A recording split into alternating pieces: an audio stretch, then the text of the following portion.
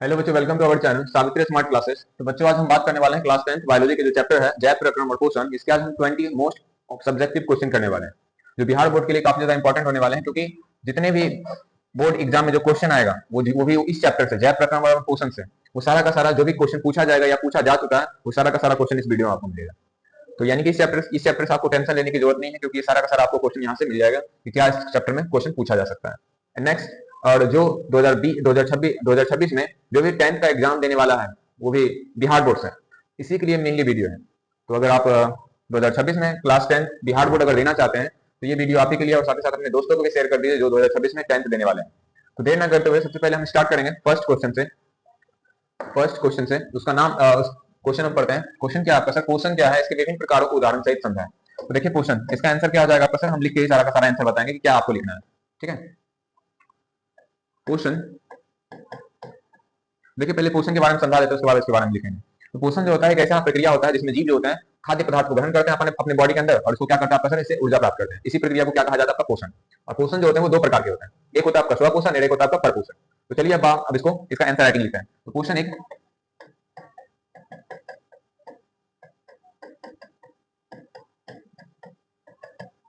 जिसमें जीव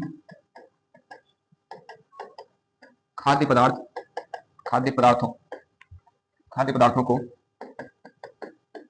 ग्रहण कर उनसे ऊर्जा प्राप्त करते हैं, और इन ऊर्जा का वह समय समय पर उपयोग करते हैं।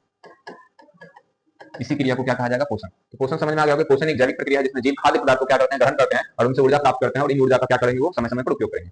अब बात आता है पोषण कितने प्रकार के होते हैं। तो पोषण जो होते हैं वो दो प्रकार के होते हैं। पोषण के प्रकार, अगला पॉइंट आप बनाइएगा, पोषण के प्रकार। इस टाइप से पॉइंट बना दीजिएगा, पोषण के प्रकार। तो पोषण जो होते हैं वो दो प्रकार के होते हैं। एक होता है आपका सर कौन सा? स्वपोषण। अब बोल रहा है इनके बारे में व्याख्या कर देना। तो पोषण का वह प्रकार, इसके विभिन्न प्रकारों को उदाहरण सहित समझा। तो पोषण, अभी देखो इसमें जीव क्या काम करता है? जीव खुद से स्वयं बनाते हैं। जीव अपना भोजन क्या करते हैं? स्वयं बनाते हैं। और इसका उदाहरण क्या हो जाएगा? हरे पेड़ पौधे और शैवाल, और कुछ नील हरित बैक्टीरिया भी आते हैं जिसको हम साइनो बैक्टीरिया कहते हैं। Cyano bacteria.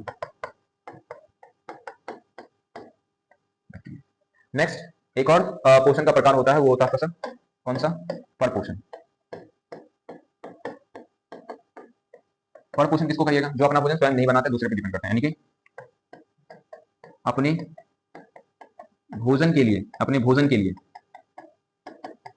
दूसरे जीवों पर निर्भर रहते हैं। और इसमें परपोषण जो होते हैं वो तीन प्रकार के होते हैं। परपोषण कितने प्रकार के हैं आपके साथ? तीन प्रकार। एक होगा आपका, तो परपोषण के प्रकार भी लिख देते हैं।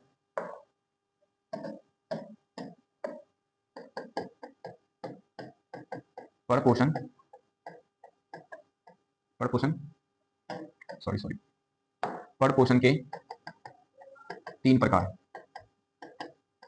ठीक है, फर्स्ट है आपका ए नंबर, परजीवी पोषण। परजीवी पोषण किसको कहेंगे? तो इसमें वैसे जीवों को रखा जाता है जो अपना भोजन किसी दूसरे जीवों से प्राप्त करें, लेकिन उस जीव को वो मारेगा नहीं। इसमें आते हैं आपका सर, इसमें आ जाते हैं आपके जू, अमरबेल, ठीक है, इत्यादि। इसको कसकूटा भी कहा जाता है। दूसरा परपोषण के जो प्रकार आएंगे वो होगा आपका मृत जीवी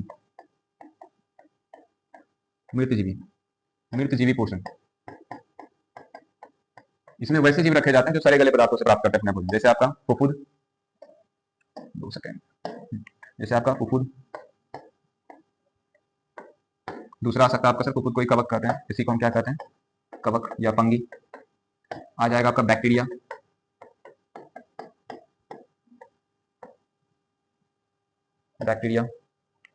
एंड एक और आएगा आपका सर, काफी ज्यादा इंपॉर्टेंट है ये होते हैं मशरूम। मशरूम एंड थर्ड जो आपका जो एग्जांपल होता है वो होते हैं आपके सर सी नंबर, आपके कौन से हो जाएंगे, सी नंबर हो जाएगा आपका प्राणी संपोषी, प्राणी संपोषी पोषण।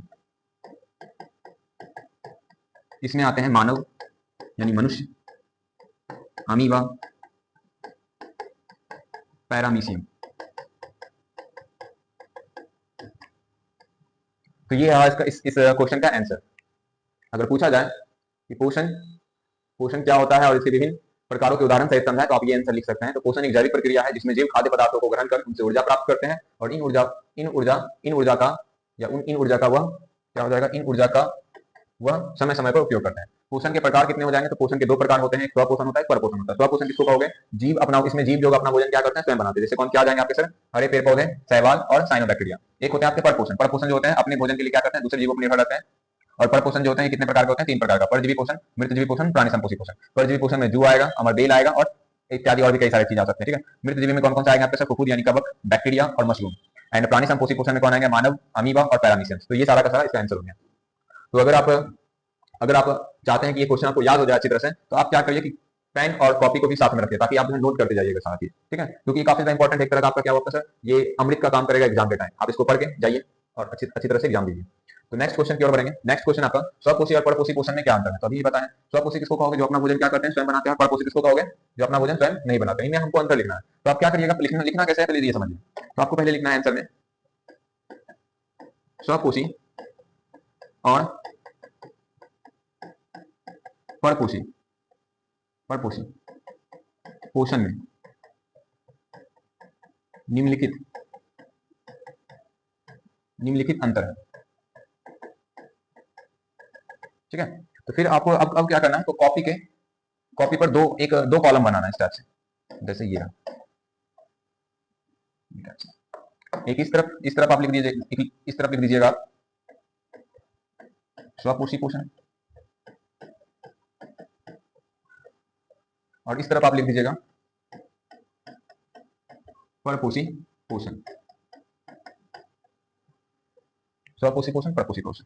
तो पहला अंतर, फर्स्ट अंतर स्वपोषी पोषण में, पोषण का वह प्रकार, पहले इसका डिफाइन लिख देते हैं। पोषण का वह प्रकार जिसमें जीव अपना भोजन क्या करेंगे, स्वयं बनाएंगे, अपना भोजन स्वयं बनाते हैं।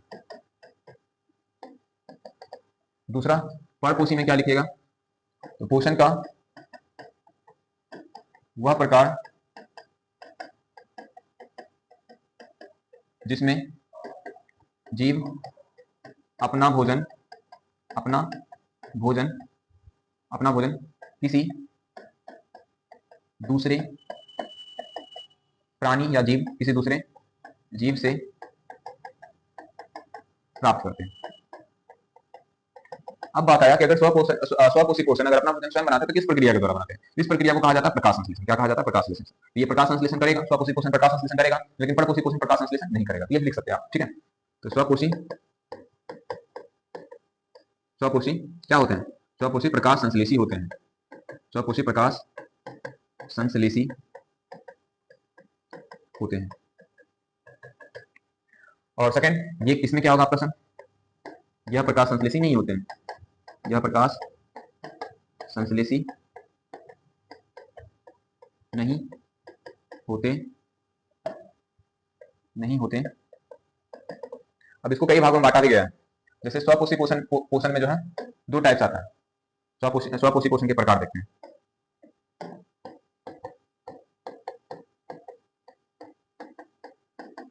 स्वपोषी पोषण के प्रकार, इसमें कौन कौन से प्रकार आते हैं, इसमें आता है एक होता है आपका प्रकाश संश्लेषी और होता है रसायन संश्लेषी। प्रकाश संश्लेषी स्वपोषण, और एक होगा आपका रसायन संश्लेषी स्वपोषण। यानी कि कुछ ऐसे जीव जो होते हैं प्रकाश की मदद से अपने भोजन बना लेते हैं, कुछ ऐसे जीव जो होते हैं जो रसायन यानी केमिकल्स की मदद से अपने भोजन बना लेते हैं, ठीक है। अब आते हैं इसमें थर्ड परपोषी के प्रकार में, यानी परपोषण के प्रकार में, परपोषण के प्रकार। तो इसमें भी आपका कितने कितने आएंगे, आपके साथ 3 आएगा इसमें। पहला परजीवी, परजीवी परपोषण।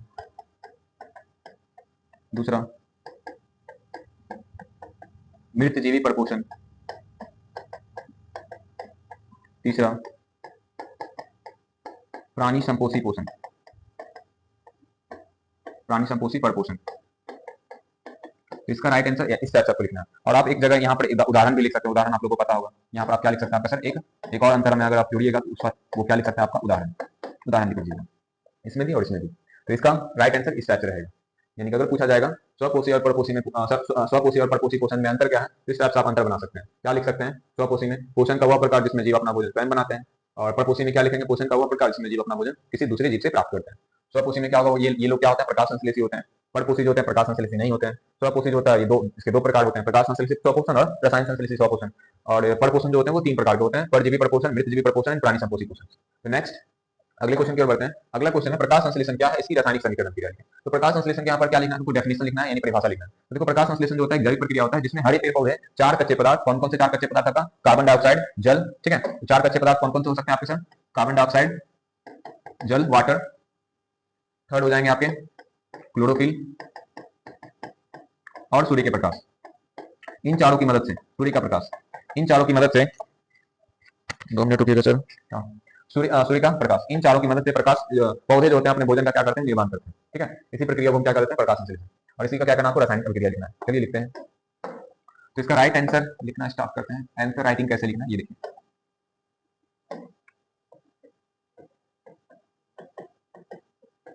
प्रकाश संश्लेषण एक जैविक प्रक्रिया है जिसमें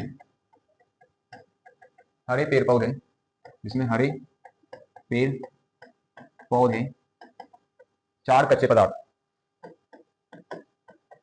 पौधे 4 कच्चे पदार्थ, कौन कौन से, तो 4 कच्चे पदार्थ का नाम क्या क्या हो जाएगा आपका सर, CO2, H2O, क्लोरोफिल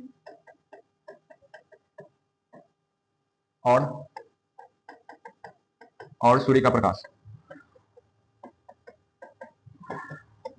सूर्य का प्रकाश, सूर्य का प्रकाश की मदद से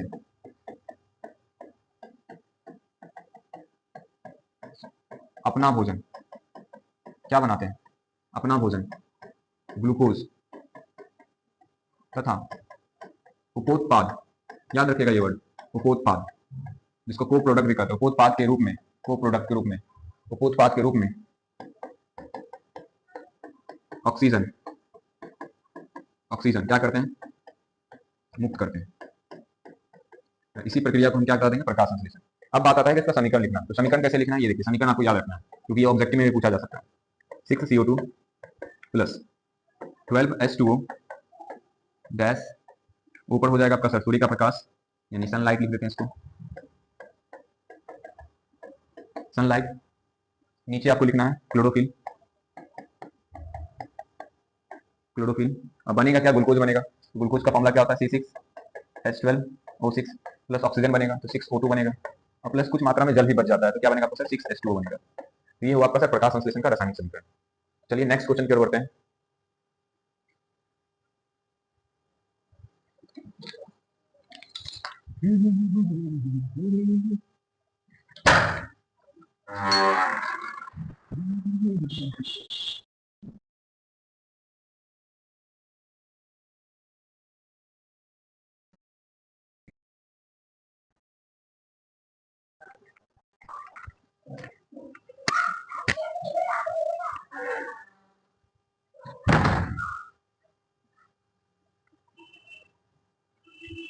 नेक्स्ट क्वेश्चन है आपका प्रकाश संश्लेषण प्रक्रिया को समझाएं तथा इसमें क्लोरोफिल की क्या भूमिका होता है।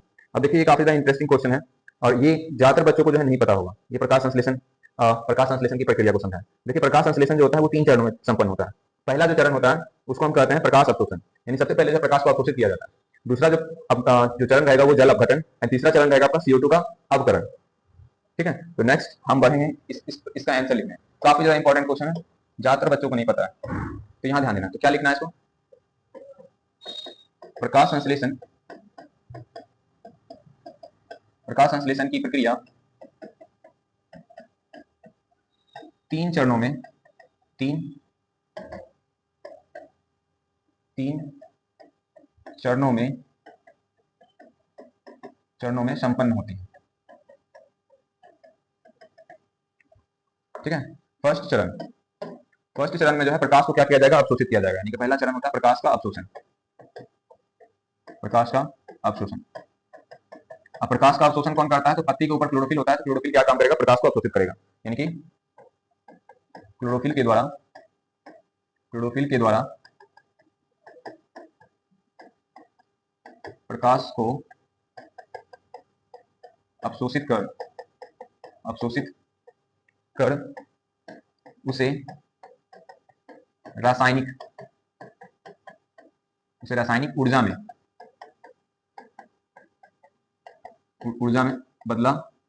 बदला जाता है। ठीक है, दूसरा चरण में क्या होगा कि आपका जो है जल का अपघटन होगा, यानी जल टूटेगा, जल का अपघटन। अब बताइए, अगर जल का अपघटन होगा, जैसे मान लेते हैं H2O था, अगर ये टूटा तो किसमें टूटेगा? हाइड्रोजन और ऑक्सीजन में। ऑक्सीजन चला जाता है बाहर, लेकिन हाइड्रोजन बच जाता है, ट्रैप हो जाता है।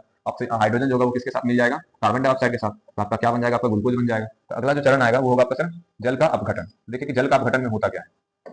तो जल अपघटन में जल के अणु यानी जल के मॉलिक्यूल्स, जल के अणु हाइड्रोजन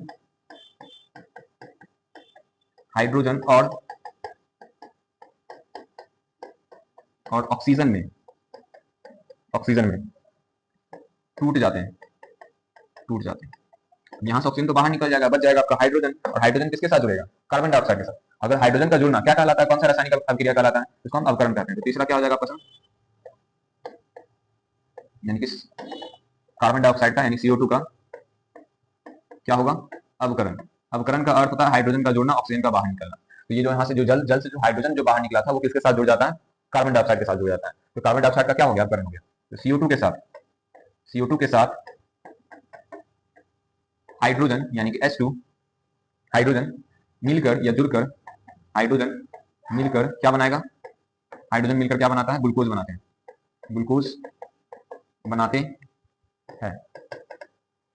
ठीक है, तो ये रहा आपका फर्स्ट का आंसर। एंड फिर इसमें और क्वेश्चन पूछा गया है, प्रकाश संश्लेषण की प्रक्रिया को समझाइए। प्रकाश संश्लेषण की प्रक्रिया हो गया। अब तो बोल रहा है इसमें क्लोरोफिल की क्या भूमिका है। तो क्लोरोफिल का भूमिका देखिएगा, क्लोरोफिल की भूमिका। तो देखिए क्लोरोफिल क्या काम करता है? अगर क्लोरोफिल ना रहे तो प्रकाश संश्लेषण नहीं होगा। क्लोरोफिल क्या काम करता है? ये सूर्य के प्रकाश को अवशोषित करता है और उसे यानी कि प्रकाश ऊर्जा को किसमें बदल देगा? रासायनिक ऊर्जा में। ठीक है, क्लोरोफिल सूर्य के प्रकाश को अवशोषित कर उसे रासायनिक ऊर्जा में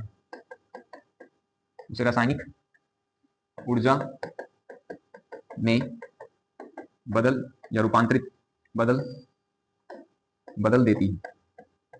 अगर आपको ये वीडियो अच्छी लग रही होगी तो इसको लाइक भी कर दीजिएगा। तो चलिए अब आगे बढ़ते हैं, अगले क्वेश्चन की ओर बढ़ते हैं। अगला क्वेश्चन है आपका, प्रकाश संश्लेषण के लिए आवश्यक परिस्थिति कौन कौन सी है? तो यानी प्रकाश संश्लेषण के लिए किन किन चीजों की जरूरत होती है?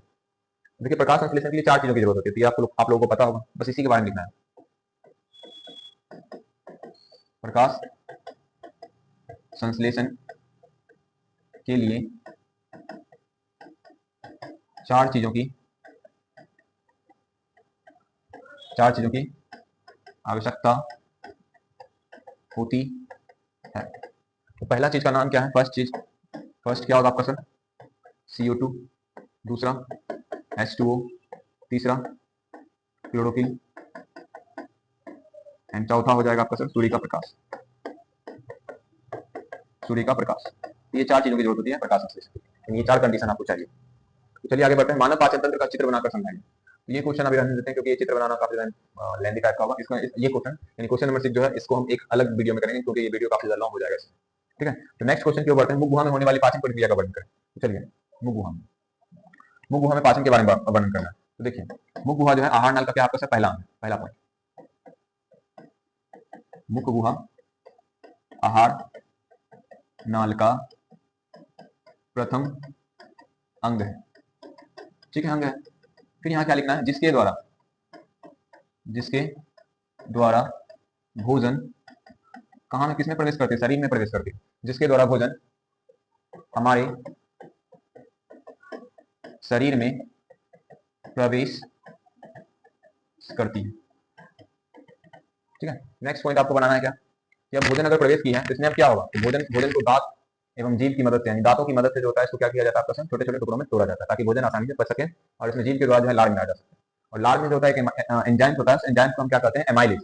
और ये एमाइलेज जो होते हैं कार्बोहाइड्रेट को सरल शर्करा में बदलते हैं। ठीक है, इतना बात आपको लिखना है। मुख गुहा आहार नाल का प्रथम अंग है, जिसके द्वारा भोजन हमारे शरीर में प्रवेश करती है। मुख गुहा में दांत भोजन को पीसने एवं छोटे छोटे टुकड़ों में तोड़ने में क्या करती है, तोड़ने में मदद करती है। दूसरा पॉइंट इसमें जीभ भी होता है। जीभ का क्या काम है, तो जीभ से जो है लार मिलाया जाता है। मुख गुहा में जीभ के द्वारा भोजन में लार मिलाया जाता है। अब लार में जो होते हैं क्या होते हैं, एंजाइम्स होते हैं, जिसका नाम क्या है, एमाइलेज। लार में एमाइलेज एंजाइम्स पाया जाता है जो भोजन में उपस्थित कार्बोहाइड्रेट का क्या करेगी, आंशिक पाचन। कार्बोहाइड्रेट का आंशिक पाचन, पूर्ण पाचन नहीं करती, थोड़ी मात्रा में पाचन करती है। कार्बोहाइड्रेट का आंशिक पाचन करती है। ठीक है, और कार्बोहाइड्रेट को बदल देता है सरल शर्करा में। ठीक है, तो ये इसका राइट आंसर हो जाएगा, यानी कि आपको इसी तरह से आपको आंसर लिखना है पॉइंट बाय पॉइंट। चलिए नेक्स्ट क्वेश्चन की ओर बढ़ते हैं। अगला क्वेश्चन है, अमाशय में पाचन प्रक्रिया को विस्तार से लिखें। ठीक है, तो ये भी आपका जो है बहुत ही इंपॉर्टेंट क्वेश्चन है। अमाशय में जो है कैसे किस तरह से पाचन होता है, तो पहले सेकंड इसमें लिखेंगे, क्या लिखेंगे, अमाशय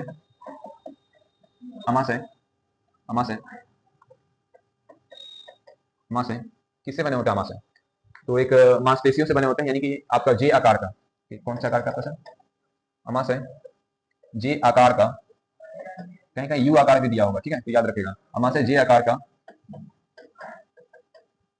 थैली होती है। इसमें भोजन 3 से 4 घंटे तक रुकती है।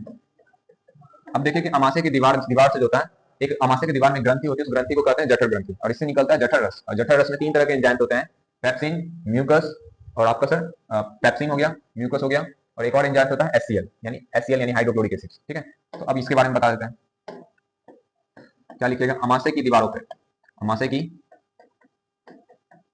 दीवारों पर जठर ग्रंथि पाई जाती है,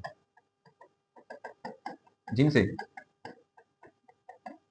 जठर रस का स्त्राव होता है। नेक्स्ट पॉइंट, जठर रस में निम्नलिखित एंजाइम्स होते हैं। तो कौन कौन से एंजाइम्स होते हैं इसके बारे में लिख देते हैं। फर्स्ट है आपका सर एचसीएल, ये क्या काम करेगा, भोजन को अम्लीय बनाएगा।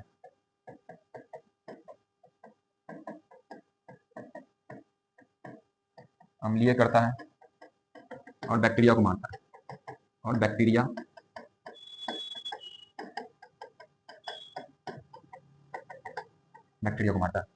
दूसरा हो जाएगा आपका सर पैप्सिन। ये पैप्सिन क्या काम करता है, कि प्रोटीन को पेप्टोन में बदलता है, यानी प्रोटीन का पाचन करेगा। सीधा आप लिखिए, प्रोटीन का पाचन करता है। तीसरा हो जाएगा आपका सर श्लेष्मा। जिसको म्यूकस भी कहते हैं। ठीक है, तो श्लेष्मा या म्यूकस ये क्या काम करता है, तो ये जो है ना अमाशय की दीवारों की रक्षा करता है। अमाशय की दीवारों दीवारों की रक्षा करता है। तो चलिए अब नेक्स्ट क्वेश्चन की ओर बढ़ते हैं। तो ये समझ में आ गया होगा कैसे लिखना है इसको। छोटी आंत में भोजन का पाचन और अवशोषण की प्रक्रिया को समझाया, पाचन और अवशोषण दोनों दोनों प्रक्रिया को समझाना होगा। चलिए आगे बढ़ते हैं, इसको लिखते हैं। तो छोटी आंत जो आपका एस आकार की एक आंत में नली होती है, छोटी आंत एस आकार की नली होती है, जिसमें जिसमें भोजन का क्या होता है, पूर्ण पाचन। भोजन का पूर्ण पूर्ण पाचन होता है।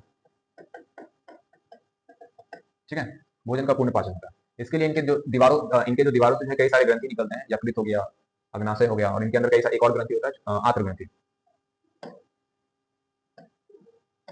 तो क्या लिखेगा, छोटी आंत में निम्नलिखित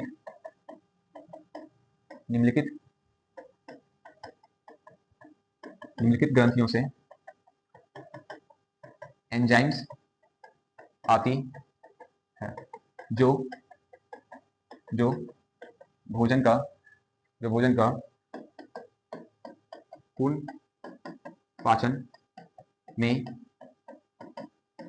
सहायता करती है। तो अब कौन कौन सा आएगा, पहला आएगा आपका सर यकृत। यकृत से एक एंजाइम निकलता है, उस एंजाइम को हम कहते हैं पित्त। यकृत क्या देगा, पित्तरस। यह वसा के पाचन में उपयोगी होता है, यानी वसा का इमल्सिफिकेशन करता है। यह वसा के पाचन में मदद करता है। ठीक है, नेक्स्ट आपका दूसरा आ जाएगा आपका दूसरा अग्नाशय। इनसे तीन तरह का एंजाइम निकलेगा। First trypsin, second amylase, and third lipase. अब यहां ध्यान दीजिएगा, इन तीनों का काम अलग अलग। फर्स्ट आपका ट्रिप्सिन प्रोटीन का पाचन करने में मदद करती है, प्रोटीन का पाचन। और एमाइलेज क्या काम करेगा, कार्बोहाइड्रेट का पाचन करेगा, कार्बोहाइड्रेट का पाचन। लाइपेज जो है ये वसा का पाचन करती है, वसा का पाचन। अब आप बोलिएगा सर पित्तरस भी तो वसा का पाचन कर रहा है, लेकिन पित्तरस जो होता है पूर्ण तरीके से वसा का पाचन नहीं करता है, धीरे धीरे करके वसा का पाचन होता है। ठीक है, एक और ग्रंथि होता है जो काफी ज्यादा इंपॉर्टेंट है, उसका नाम है आपका सर आंत्र ग्रंथि। ये आंत्र ग्रंथि जो होता है कहां पाया जाता है, छोटी आंत की दीवारों पर, आंत्र ग्रंथि। ठीक है, तो इनसे जो एंजाइम्स निकलते हैं वो होते हैं आंत्ररस। इसके अंदर मिक्सचर ऑफ एंजाइम्स, कई सारे एंजाइम्स पाए जाते हैं। यह जो होता है भोजन का पूर्ण पाचन करता है। ये जो है क्या काम करेगा कि वसा को, पहले हम प्रोटीन लिखेंगे, प्रोटीन को बदल देता है एमिनो अम्ल में या एमिनो एसिड में, एमिनो अम्ल में। कार्बोहाइड्रेट को बदल देता है ग्लूकोज में, एंड वसा को बदल देता है वशीय अम्ल या ग्लिसरॉल में।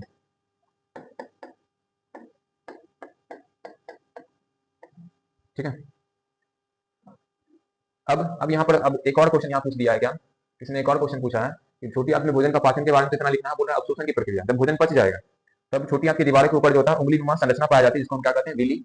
और इसी विलाई के द्वारा, या विली बोलिए या विलाई बोलिए, इसी विलाई के द्वारा जो होता है पचे हुए भोजन का अवशोषण किया जाता है। ठीक है, तो क्या लिखेगा, तो अगला पॉइंट, छोटी आंत की दीवारों में छोटी आंत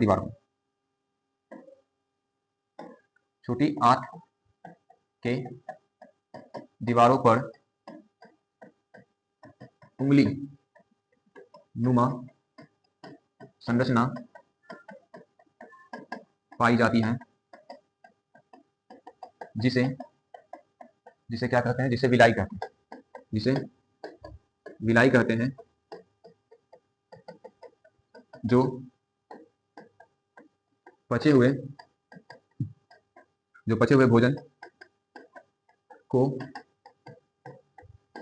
भोजन को अवशोषित करता है। तो ये था आपका राइट आंसर, यानी इस पूरे क्वेश्चन का फुल आंसर। चलिए नेक्स्ट क्वेश्चन की ओर बढ़ते हैं। तो चलिए अगला क्वेश्चन आपका, मानव शरीर में पाचक रसों के नाम और उनके कार्य लिखें, यानी कौन कौन से पाचक रस होते हैं। तो चलिए इंपॉर्टेंट है ये भी। तो कई सारे पाचक रस होते हैं, तो क्या लिखना है, मानव शरीर में निम्नलिखित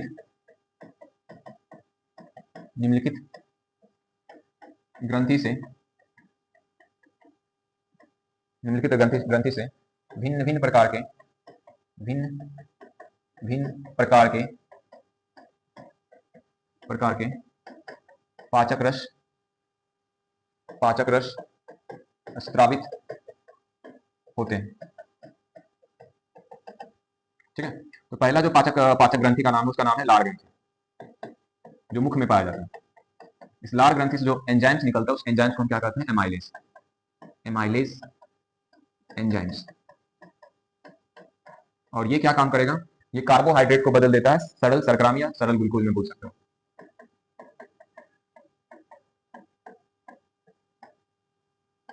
डेट को सरल शर्करा में बदल देता है। ठीक है, दूसरा ग्रंथि का नाम है आपका जठर ग्रंथि।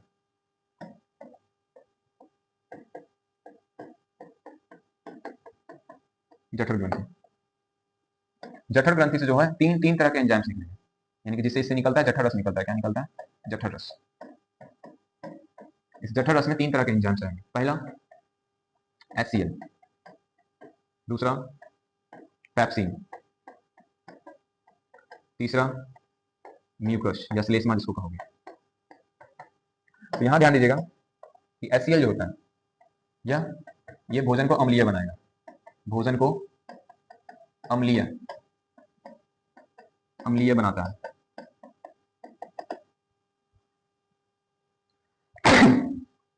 दूसरा है आपका पेप्सिन। पेप्सिन क्या काम करेगा, प्रोटीन को पेप्टोन में बदल देता है, पेप्टोन में बदलता है। तीसरा म्यूकस जो है अमाशय की रक्षा करता है, अमाशय की दीवारों की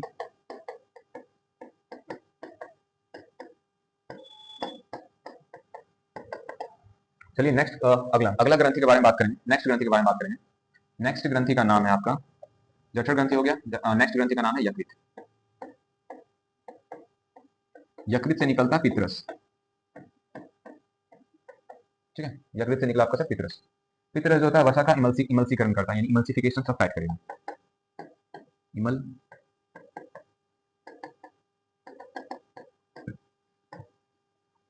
इमल्सिफिकेशन ऑफ फैट करता है, वसा का इमल्सीकरण।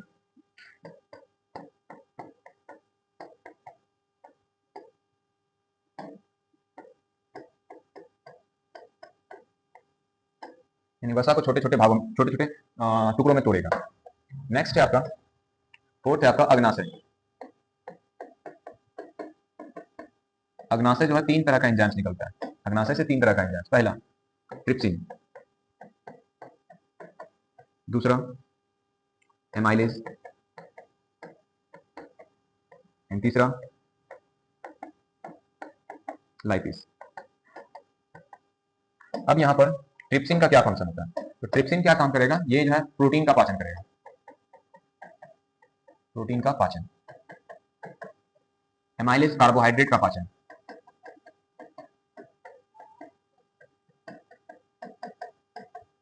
लाइपेज जो होता है ये करते हैं वसा का पाचन। चलिए लास्ट का जो ग्रंथि है वो है आपका सर आंत्र ग्रंथि, जो छोटी आंत की दीवारों पर पाया जाता है, आंत्र ग्रंथि। ये आंत्र ग्रंथि से एक रस निकलता है, उस रस को हम बोलते हैं आंत्र रस।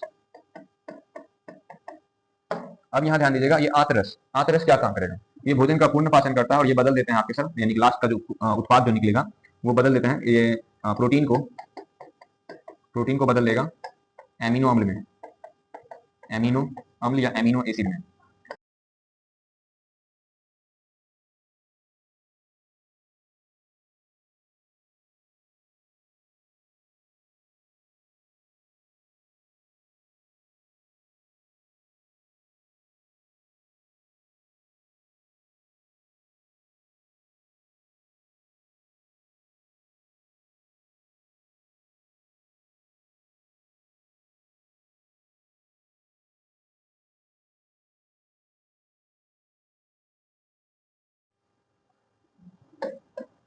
तो अगले क्वेश्चन की ओर बढ़ते हैं। पौधे में पोषण की प्रक्रिया पर संक्षिप्त टिप्पणी लिखें। तो पौधे में पोषण जो है किस प्रकार से होता है इसके बारे में लिखना है।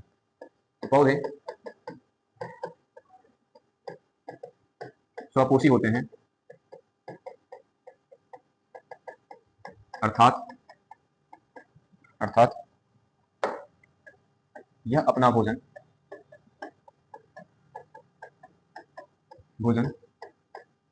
सूर्य के प्रकाश की सहायता से बनाते हैं। बस इसका राइट आंसर इतना ही होगा। चलिए अगले क्वेश्चन की ओर बढ़ते हैं। अगला क्वेश्चन आता है, अमीबा में पोषण की प्रक्रिया को चित्र सहित समझाएं। तो अमीबा में जो पोषण जो है वो लगभग कितने चरणों में पूरा होता है? सर 5 चरणों में पूरा होता है। अमीबा में पोषण 5 चरणों में संपन्न होती है।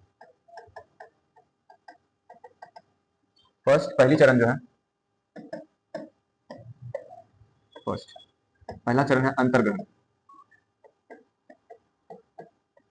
इसमें अमीबा क्या काम करेगा, इसको चित्र के सहित समझाना है। तो अंतर्ग्रहण, इस चरण में अमीबा या इसका आंसर हम लिखे हुए हैं, इसी को हम नोट करेंगे। इस पीडीएफ को हम निकाल लेते हैं।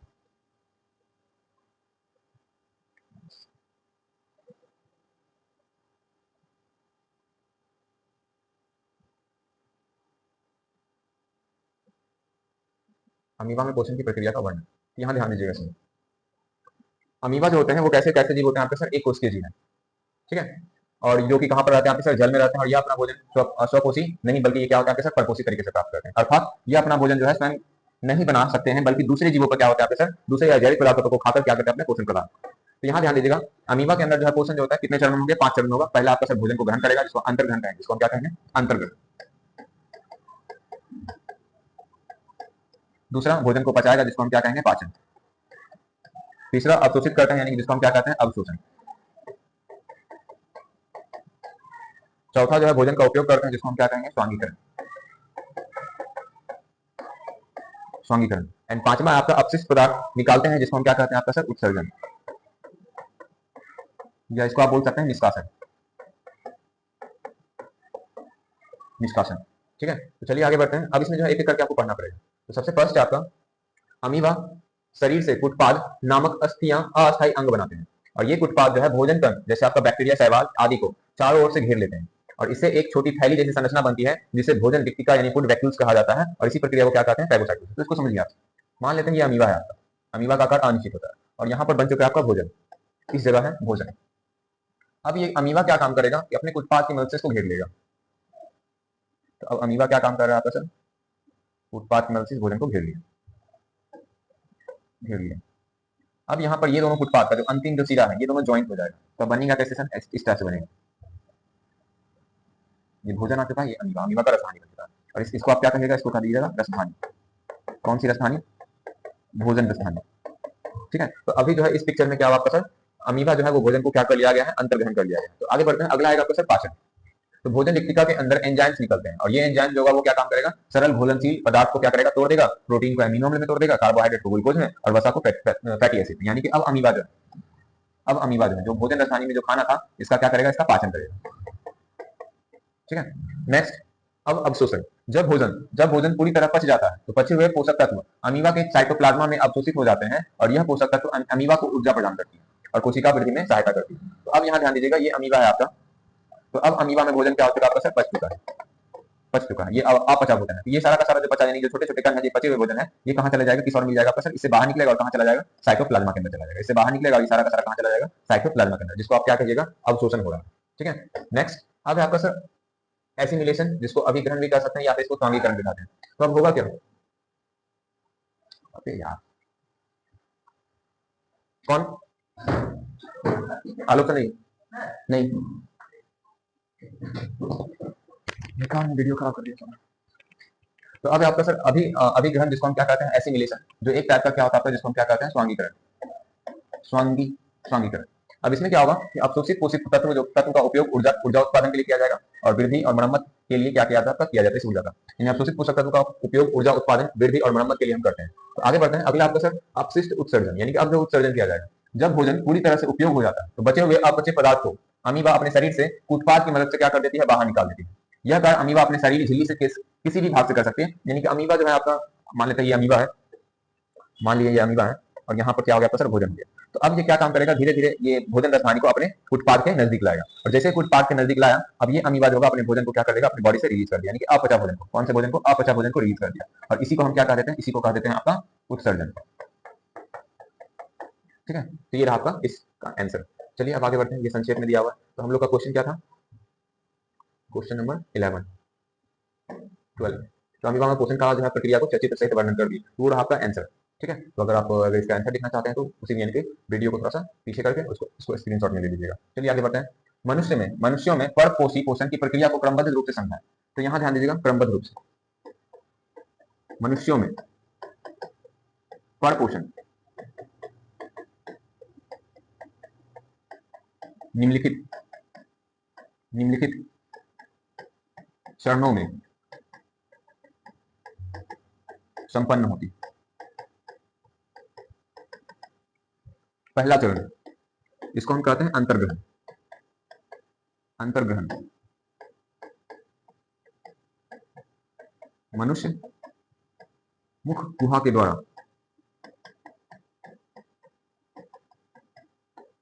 द्वारा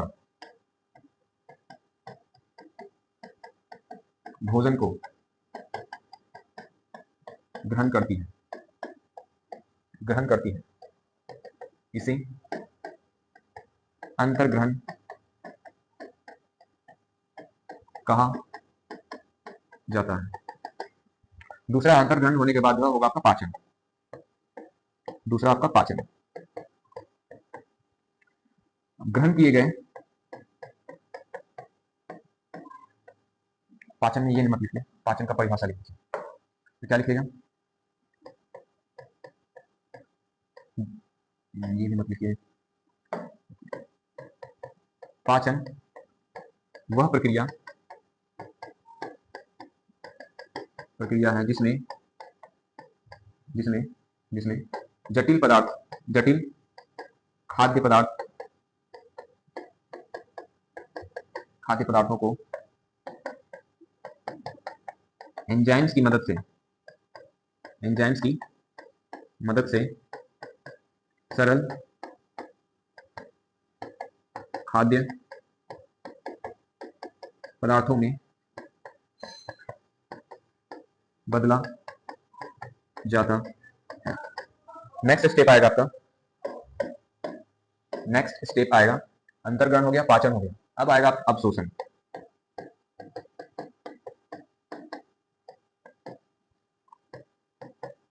पचे हुए भोजन का छोटी आंत के विलाई के द्वारा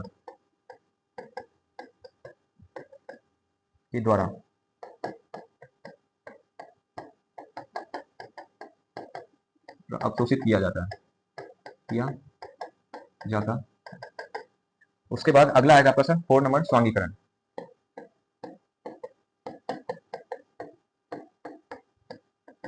इस स्वांगीकरण में क्या होगा, ये जो भोजन जो है ये जो पचे हुआ भोजन जो है कोशिकाओं के अंदर जाएगा और कोशिका क्या काम करेगा, इससे ऊर्जा उत्पादन करेगा। इस प्रक्रिया को हम क्या कहते हैं, स्वांगीकरण। पचे हुए भोजन कोशिकाओं के अंदर जाती हैं और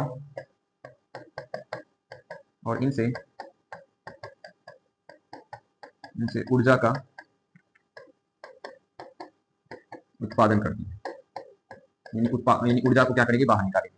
एंड थर्ड में आएगा जो आप जो है अपचा भोजन, यानी कि पांचवा जो आएगा वो होगा आपका सर उत्सर्जन या निष्कासन बोल सकते हैं इसको, उत्सर्जन या निष्कासन।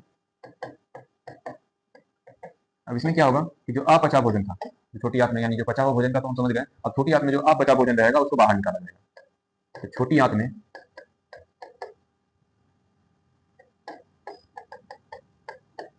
अपचा भोजन, छोटी आंत से अपचा भोजन बड़ी आंत में चली जाती है और यह समय समय पर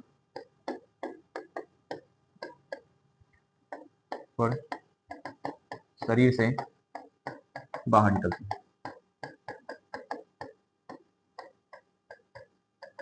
ये रहा इसका आंसर। ठीक है, अगर क्वेश्चन पूछा जाए कि मनुष्य में परपोषी पोषण की प्रक्रिया को क्रमबद्ध रूप से समझाएं तो आंसर आपको इस टाइप से आपको लिखना है।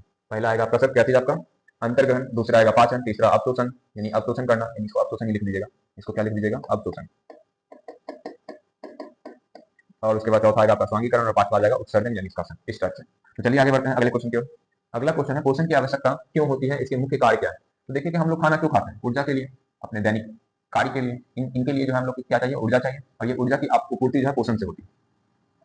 इसका आंसर लिखते हैं, जीवों को अपने दैनिक कार्य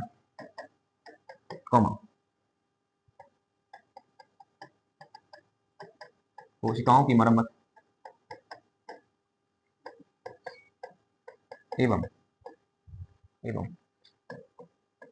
एवं जैव प्रक्रिया के संचालन के लिए ऊर्जा की आवश्यकता होती है। यह ऊर्जा हमें पोषण विधि से प्राप्त होते हैं, इसलिए जीवों को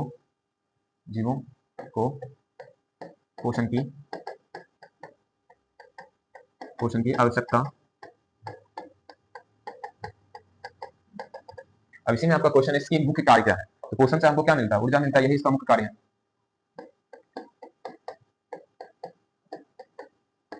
मुख्य कार्य पोषण प्रक्रिया से ही जीवों को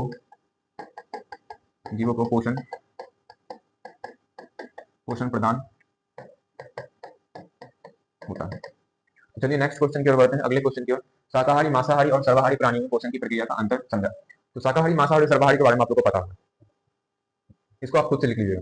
शाकाहारी जीव इसको कहेंगे जो कि क्या खाते हैं आपके साथ।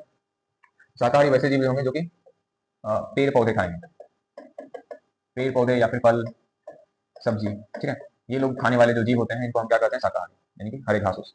मांसाहारी, मांस खाने वाले जंतुओं को हम क्या कहते हैं, मांसाहारी। और सर्वाहारी किसको कहिएगा, जो फल फूल सब्जी ये सारा चीज और साथ ही साथ जो है मांस खाने वाले, यानी कि जो दोनों चीज खाते हैं, मांस भी खाते हैं और आपका साग सब्जी भी खाते हैं, उसको आप क्या कह दीजिएगा, सर्वाहारी। और इनके बारे में बता दीजिएगा। तो चलिए आगे बढ़ते हैं अगले क्वेश्चन की ओर। पाचन और अवशोषण में यकृत तथा अग्नाशय की भूमिका क्या है। तो यहाँ ध्यान दीजिएगा, पाचन और अवशोषण में यकृत की भूमिका। तो यकृत के बारे में सबसे पहले इसके बारे में लिखना है, यकृत। यह मानव शरीर की सबसे बड़ी ग्रंथि। ठीक है, इनसे क्या निकलती है, पितरस निकलती है,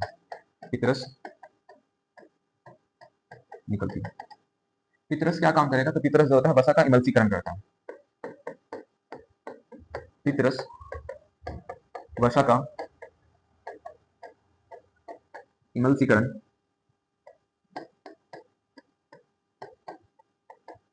करती है और वसा के पाचन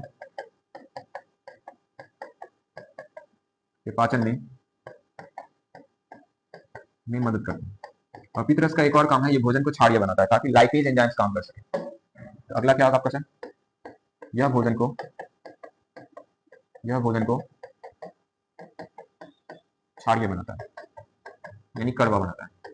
नेक्स्ट आपका अग्नाशय। तो अग्नाशय के बारे में अगला पॉइंट बना देते हैं, अग्नाशय के बारे में लिखना है आपको। दूसरा अग्नाशय,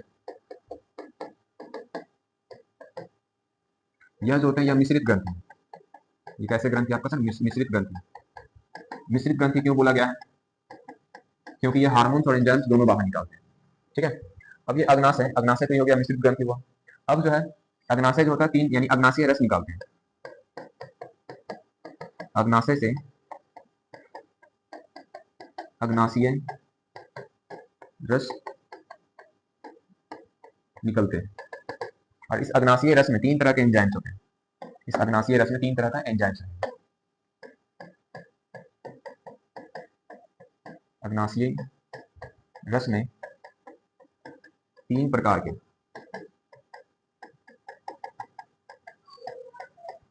के एंजाइम्स होते हैं। ये तीन प्रकार के एंजाइम्स कौन कौन सा होगा? First trypsin, second amylase, third आपका लाइपेज। और इन तीनों का कार्य अलग अलग होता है। ट्रिप्सिन जो है प्रोटीन का पाचन करेगा, प्रोटीन का पाचन। एमाइलेज जो है वो कार्बोहाइड्रेट का पाचन करेगा, कार्बोहाइड्रेट का पाचन। एंड लाइपेज जो है ये वसा का पाचन करता है, वसा का पाचन। ठीक है, तो इसका राइट आंसर हो जाएगा इस प्रकार से आपको लिखना है।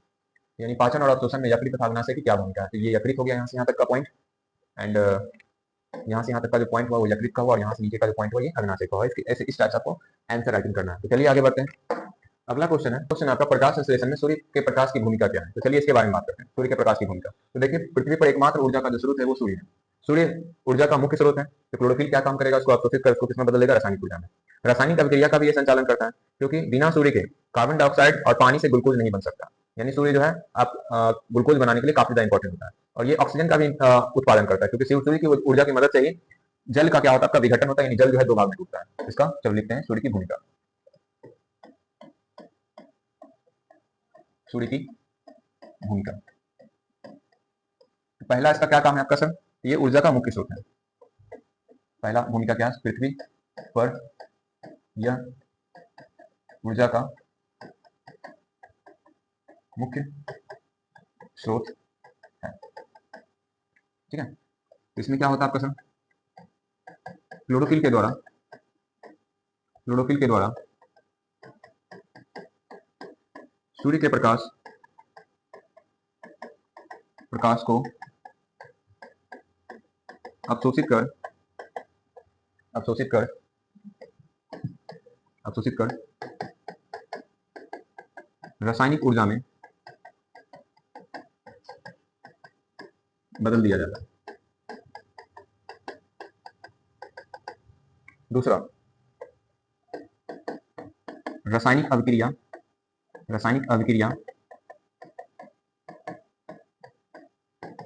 के संचालन के लिए ठीक है, तो इसमें क्या होगा कि सूर्य क्या काम करेगा? तो इन रासायनिक ऊर्जा, यानी ये जो रासायनिक ऊर्जा जो आपका बदला गया है, रासायनिक ऊर्जा के उपयोग से ही जल और कार्बन डाइऑक्साइड यानी CO2, जल और CO2 संयोग कर ग्लूकोज बनाते हैं। यानी ग्लूकोज बनाने के लिए ये रासायनिक ऊर्जा चाहिए, और ये रासायनिक ऊर्जा जो होगा कहां से मिलेगा? जब क्लोरोफिल सूर्य के प्रकाश को क्या करेगा? अवशोषित करेगा, संयोग कर ग्लूकोज बनाते हैं। तीसरा आपका जो है ये इंपॉर्टेंट क्यों है? तीसरा इंपॉर्टेंस इसका क्या है? थर्ड इंपॉर्टेंट, ऑक्सीजन मुक्त करना। ऑक्सीजन मुक्त करने में यहां ध्यान दीजिएगा, जल जब टूटेगा, जब H2O जब टूटता है तो वो टूटता है आपका H2 और प्लस O2 में। इसको तोड़ने का काम कौन करता है आपका सर? सूर्य करता है। तो सूर्य की ऊर्जा जल को विघटित कर H2 और O2 में तोड़ती है। ठीक है, तो इन कारणों के कारण जो है सूर्य काफी ज्यादा इंपॉर्टेंट है, किसके लिए? प्रकाश संश्लेषण के लिए। चलिए अगले क्वेश्चन की ओर बढ़ते हैं। अगला क्वेश्चन है मनुष्य में भोजन के पाचन की प्रक्रिया का क्रम लिखना। तो मनुष्य में भोजन के पाचन की प्रक्रिया का क्रम लिखना है। तो पहला क्रम जो होता है वो क्या होता है आपका सर? पहला हम क्या काम करते हैं? अंतर्ग्रहण। दूसरा क्रम आ जाएगा आपका सर पाचन। तीसरा क्रम आएगा आपका अवशोषण, ठीक है। चौथा क्रम आ जाएगा आपका सर स्वांगीकरण, और पांचवा जो क्रम आएगा वो होगा आपका सर निष्कासन यानी उत्सर्जन। ये रहा इसका क्रम। चलिए अगले क्वेश्चन की ओर बढ़ते हैं। अगला क्वेश्चन है मानव पाचन तंत्र के मुख्य अंग कौन कौन से हैं, उनके कार्य लिखिए। चलिए मानव पाचन तंत्र के मुख्य अंग, तो पहला मुख्य अंग जो है मुख गुहा है, जो किस चीज में मदद करती है, तो अंतर्ग्रहण में मदद करती है। यह भोजन, अंतर्ग्रहण एवं भोजन को टुकड़ा करने में मदद करती है। दूसरा आपका सर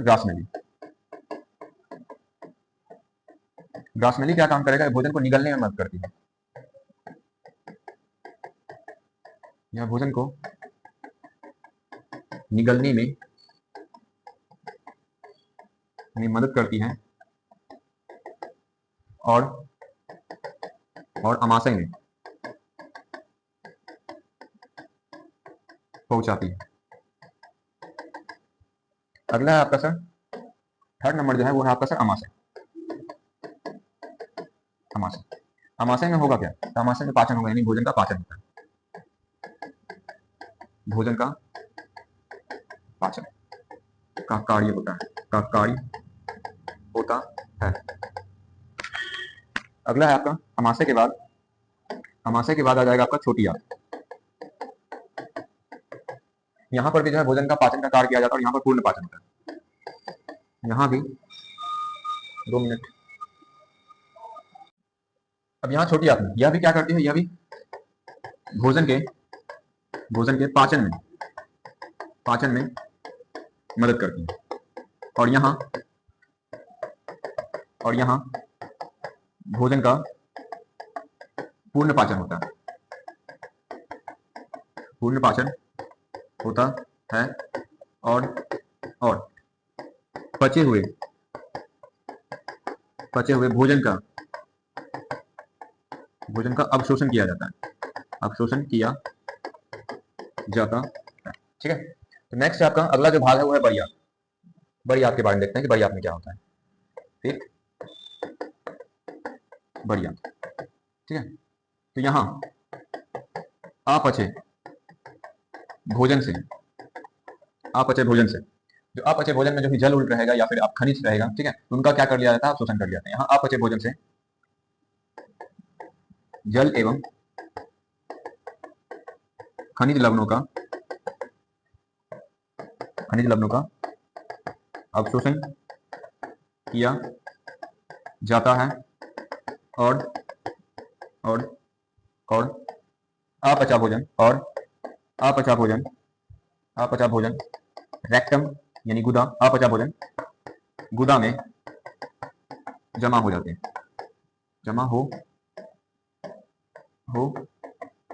हैं, तो चलिए अब आगे बढ़ते हैं। तो ये आपका इसका राइट आंसर हो गया। अगले क्वेश्चन की ओर बढ़ते हैं और ये लास्ट क्वेश्चन आपका स्वकोशी पोषण में प्रकाश और क्लोरोफिल का महत्व बताएं। तो यहाँ ध्यान दीजिएगा, प्रकाश का तो महत्व बता चुके हैं। इससे पहले वाला जो आपका क्वेश्चन नंबर शायद 11 था, महत्व के बारे में हम यहाँ बता चुके हैं प्रकाश संश्लेषण का। किस जगह है प्रकाश संश्लेषण, ये प्रकाश संश्लेषण की भूमिका ही महत्व है। हम लोग यहाँ पर बात करेंगे क्लोरोफिल के बारे में, यानी क्लोरोफिल का महत्व। प्रकाश संश्लेषण वाला उस जगह से लिख लीजिएगा। तो क्लोरोफिल का महत्व,